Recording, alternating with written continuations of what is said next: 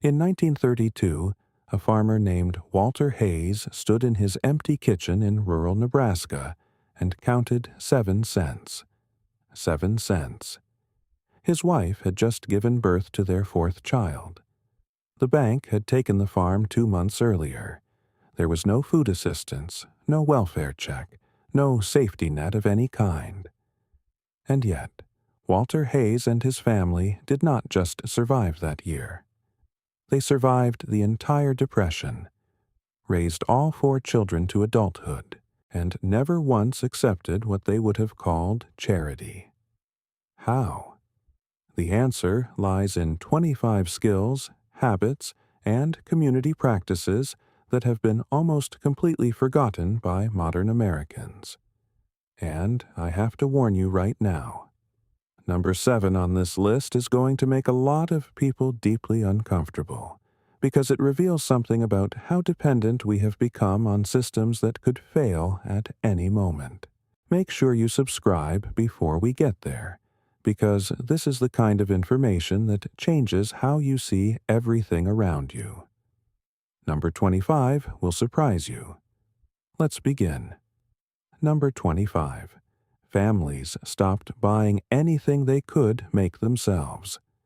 This sounds obvious until you realize how thoroughly modern life has dismantled this instinct. Depression-era households made their own soap from rendered animal fat and lye, brewed their own vinegar, baked every loaf of bread, sewed every piece of clothing, knitted every sock. When young couples got married in the late 1920s and found themselves suddenly broke after 1929, the ones who had been raised on farms or in working-class immigrant households had a massive advantage. They knew how to make things. A woman named Edna Kowalski from Polish immigrant stock in Pittsburgh wrote in her diary that the Depression never truly devastated her family because they had always lived as if the store didn't exist. Her mother made everything, and that habit, passed down through the household like a kind of living library, became the difference between eating and starving when the wages stopped. Number 24. They kept a kitchen garden no matter what, even families in cities, even families in apartments. Photographs from the Depression era show window boxes overflowing with tomatoes in New York City tenements. Show backyard plots behind row houses in Chicago that had been converted from ornamental flower gardens into vegetable production. Show vacant lots in Detroit that neighborhood families had taken over illegally and quietly to grow food. The instinct to grow something edible wherever there was soil was so powerful and so widespread that city governments in many areas formally legalized the practice just to stop being embarrassed by their inability to enforce the laws against it. A kitchen garden in 1933 didn't just provide nutrition. It provided morale. It provided agency. It gave a family something to tend, something to watch grow, something to harvest that no bank or boss or economic catastrophe could take away. Number 23. They preserved everything that could possibly be preserved. Canning season was not a hobby in the Depression. It was a military campaign. Families who had managed to grow or acquire vegetables, fruits, and meats in summer months spent late summer and early fall processing everything they could get their hands on. The Ball Jar Company saw its sales surge during the Depression, not because times were good, but because families understood that a filled pantry was a form of wealth that could not be repossessed. Women traded tips on canning techniques the way people today trade stock picks. Which seal held better? Which method prevented botulism? How long to process what in a water bath versus a pressure canner? This knowledge, which had been handed down from mothers to daughters for generations, became once again the most valuable expertise in the household. Number 22. men fixed things instead of replacing them. The culture of disposability that defines modern American consumer life did not exist in the Depression. It could not exist. A man who wore through the sole of his shoe resoled it himself, or took it to a cobbler and paid pennies to have it done. A woman whose cast-iron skillet cracked found someone who could recast it. Farm equipment was maintained and repaired by the farmers themselves with ingenuity and improvised parts rather than replaced. The mechanical aptitude required to keep aging equipment running, to repair appliances, to maintain vehicles that should have been retired years earlier, was so widely distributed among working men of that era that it represented a kind of collective intelligence that we have almost entirely lost. Boys grew up watching their fathers fix things, and naturally absorbed the understanding that objects had long lives and were worth maintaining. Number 21. They raised animals wherever it was even remotely possible. Chickens especially. A small flock of hens required almost nothing in the way of resources and produced eggs daily, and when a hen's laying days were over, she became dinner. Families in suburban areas kept rabbits for meat in backyard hutches. Rural families maintained hogs, which were extraordinarily efficient at converting kitchen scraps and forage into protein. The pig, in particular, was called the mortgage lifter in rural communities because a family that successfully raised a hog through the summer could sell most of it and have enough money to make a loan payment, while keeping the hams and bacon and lard for the family's own use. Animals were not pets. They were infrastructure. Number 20. Families learned to eat parts of animals that modern Americans throw away. Liver, kidneys, heart, tongue, brain, tripe, feet, and bones were not poverty food in the cultural sense of the Depression. They were simply food. Every part of an animal that was slaughtered was used. The bones were boiled for stock. The fat was rendered for cooking and for soap. The hides were cured for leather. The organs were eaten fresh because they were too perishable to keep. Recipes that today appear in upscale farm-to-table restaurants as novelties. Crispy chicken livers, braised beef tongue, head cheese, were simply Tuesday dinner in 1934. Families who mastered the full use of an animal could feed themselves far longer on one slaughtered hog than families who only knew what to do with the loin and the chops. Number 19. Foraging became a serious supplement to the household food supply. Men and women and children who knew how to identify wild edibles had a significant caloric advantage over those who didn't. Wild mushrooms, watercress, dandelion greens, elderberries, wild garlic, hickory nuts, black walnuts, pawpaws, and dozens of other species were harvested wherever they could be found. Fishing, even in urban areas where rivers ran through cities, provided free protein for anyone with a line and patience. In rural areas, hunting was not a sport. It was a food acquisition strategy.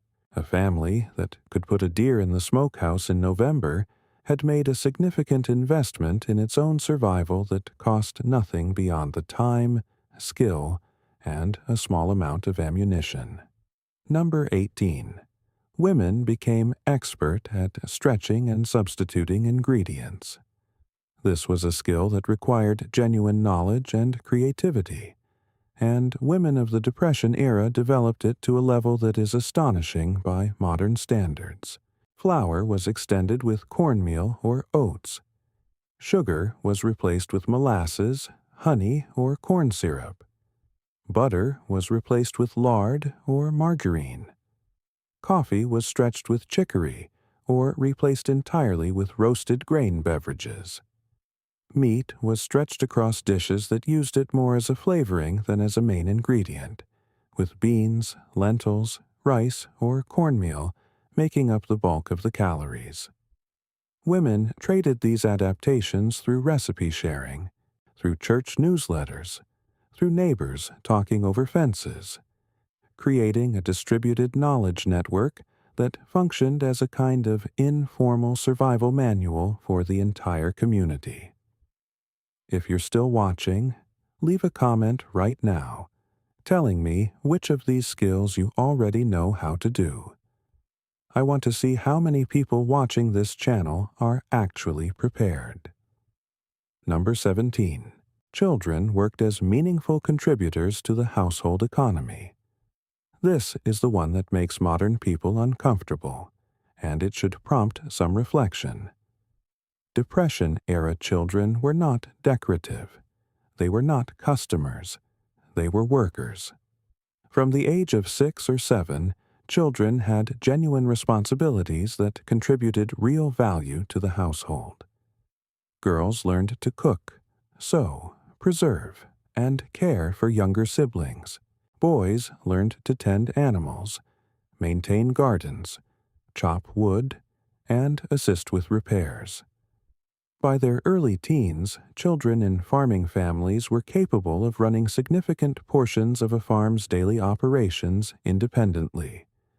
This was not cruelty. It was the recognition that a household is an economic unit, and that everyone in it, regardless of age, has something to contribute.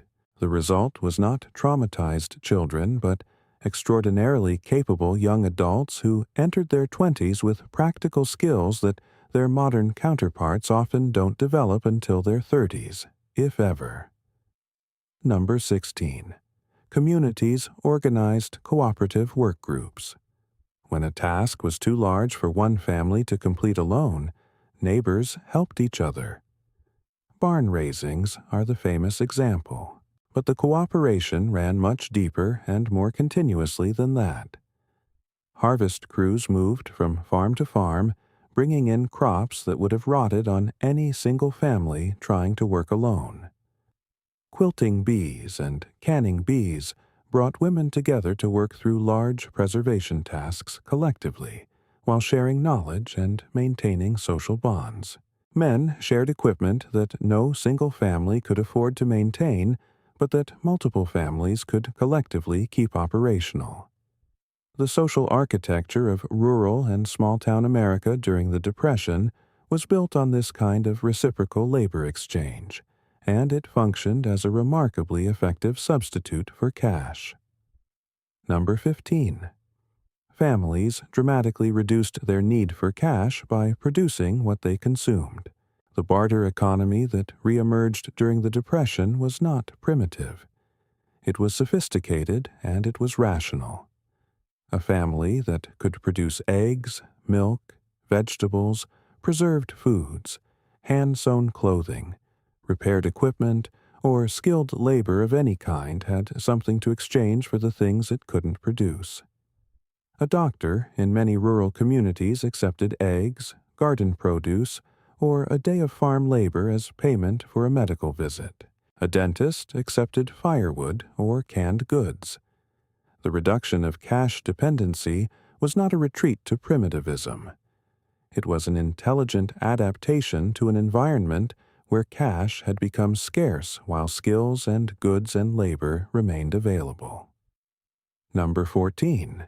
They maintained and repaired clothing until it was genuinely unwearable.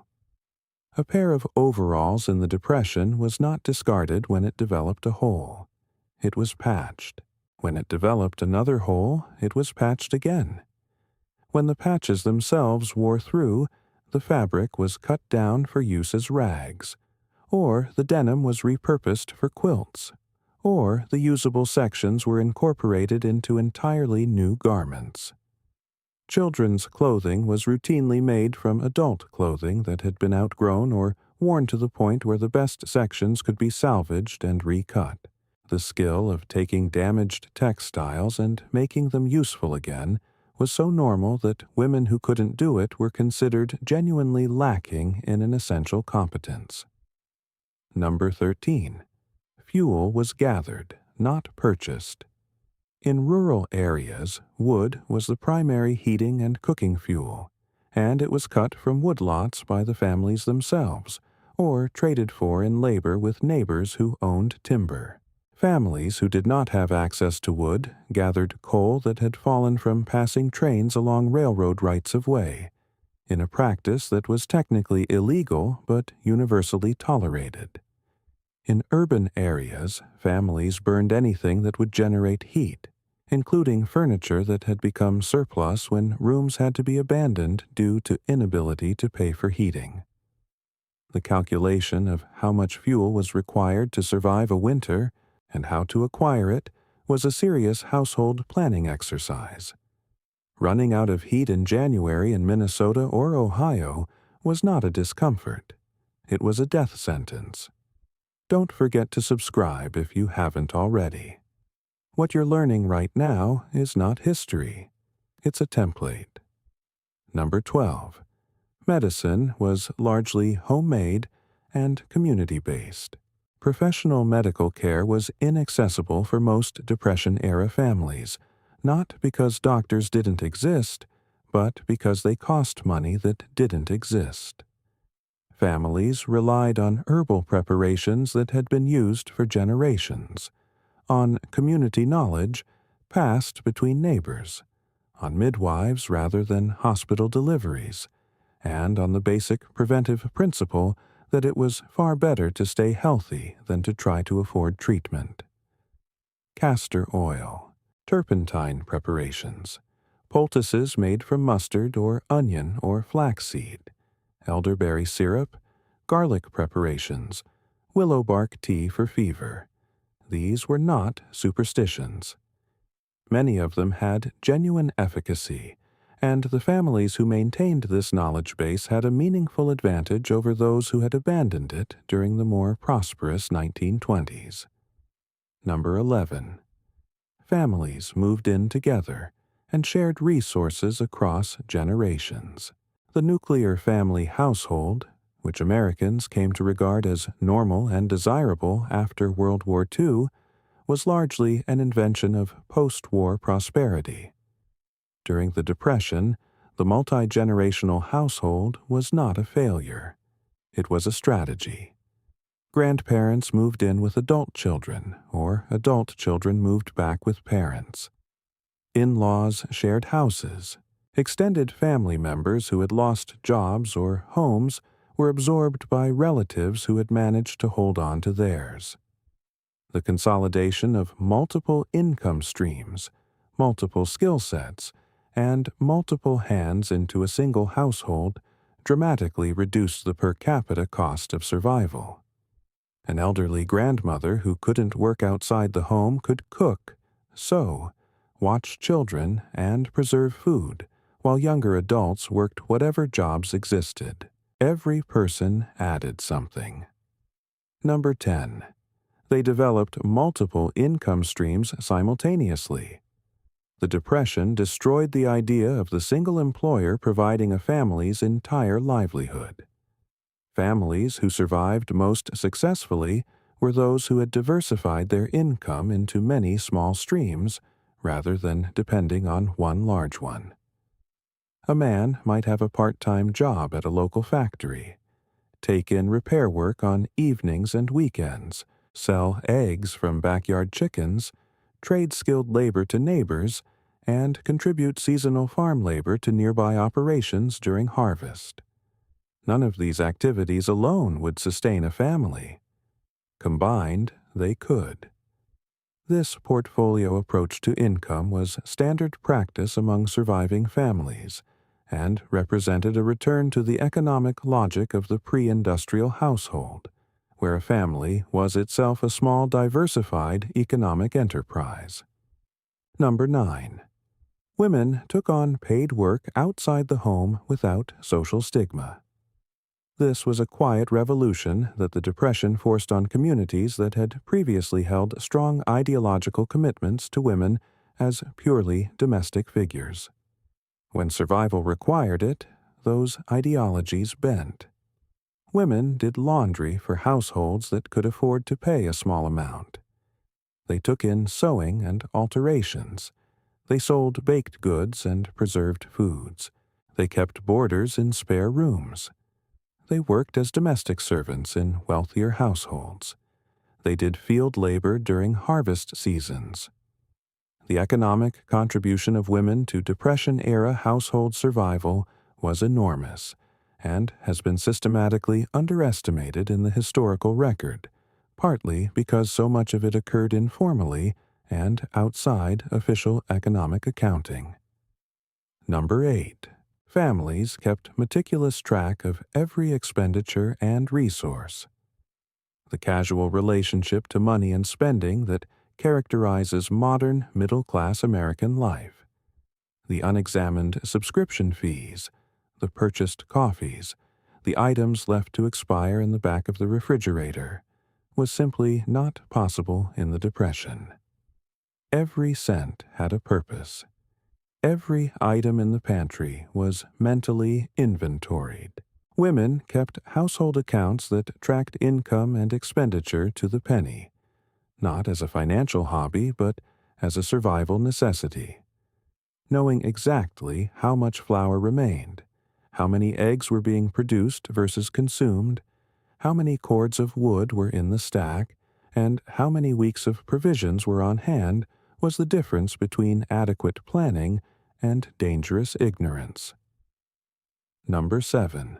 They became experts at finding value others had discarded. The gleaning tradition, which goes back to biblical times, was practiced widely during the Depression by people who would have been deeply offended to be called poor. After the commercial harvests in agricultural areas, families went into fields to collect what the mechanical harvesters had missed. After market days, they collected produce that merchants were discarding. In cities, families collected from ash heaps and dumps the materials that had been thrown away by those who still had the luxury of disposability. Coal that had fallen from trucks, lumber from demolished buildings, scrap metal that could be sold, clothing that could be cleaned and repaired. The Depression trained an entire generation to look at the discarded and the overlooked with the eyes of someone who understood that value is not the same as price. Number 6. Communities established informal credit and mutual aid systems. The formal banking system had failed spectacularly. What replaced it, partially, were the informal financial networks of communities who trusted each other. Merchants who knew their customers and extended credit on the understanding that it would be repaid when possible. Neighbors who lent money to neighbors without interest and without written contracts. Rotating savings clubs, known in various ethnic communities by different names, but operating on the same principle, where a group of neighbors each contributed a small amount every week, and each took the full pool in turn, giving each participant access to a lump sum they couldn't accumulate alone. These systems worked not because they were legally enforceable, but because they operated within communities of mutual accountability and long-term relationship. Number 5. Families invested in durability over initial cost. When something did have to be purchased, Depression-era consumers purchased for longevity in a way that modern American consumer culture has almost completely reversed. Cast-iron cookware that would outlast 3 generations, tools with solid steel construction and replaceable wooden handles, leather goods that could be resold, restitched, and retreated rather than replaced. Fabric purchased in bulk that would be sewn into multiple garments over years, rather than a finished garment that would be discarded when fashion changed. The calculation behind every purchase was not, "Can I afford this now?" but "Will this still be useful in 20 years?" That calculation produced households equipped with objects of genuine quality that accumulated value through use rather than declining toward a landfill. Number 4. They maintained mental and spiritual resilience through community and ritual. The psychological toll of the Depression was enormous, and the families who survived it with their sense of purpose and dignity intact were generally those who had maintained meaningful social connections and anchoring rituals. Church attendance, whatever the denomination, provided not just theological comfort, but practical community.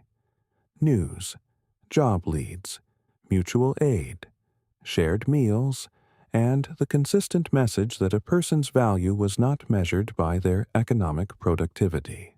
Community celebrations that cost nothing. Neighborhood music, storytelling, shared meals made from contributed ingredients. Maintained the sense that life was still worth living, and that the people around you were assets rather than competitors. Number 3. They planned everything around the worst possible scenario. The families that entered the Depression most vulnerable were those who had been living at the outer edge of their means during the relative prosperity of the 1920s, with no margin for error. The families who proved most resilient were those who had always planned for the worst. They had reserves. They had skills. They had relationships of mutual obligation with neighbors and community. They had the practical knowledge to fall back on when the abstractions of a cash economy failed. The Depression didn't create these habits. It revealed which families had them and which didn't. The ones who had them taught their children what they had learned. And those lessons, preserved in diaries and family stories and passed down skills, are exactly what we are recovering here. Number 2. Families developed what can only be called a culture of enough. This is perhaps the hardest of all these practices to transplant into the present, because it required not just behavioral change but a fundamental shift in values. Depression-era families who survived and maintained their dignity had generally arrived, through necessity, at a place where enough was genuinely satisfying. Enough food, enough warmth, enough clothing to be decent, enough tools to work. The aspiration for more had not been extinguished. Americans then, as now, were deeply optimistic people.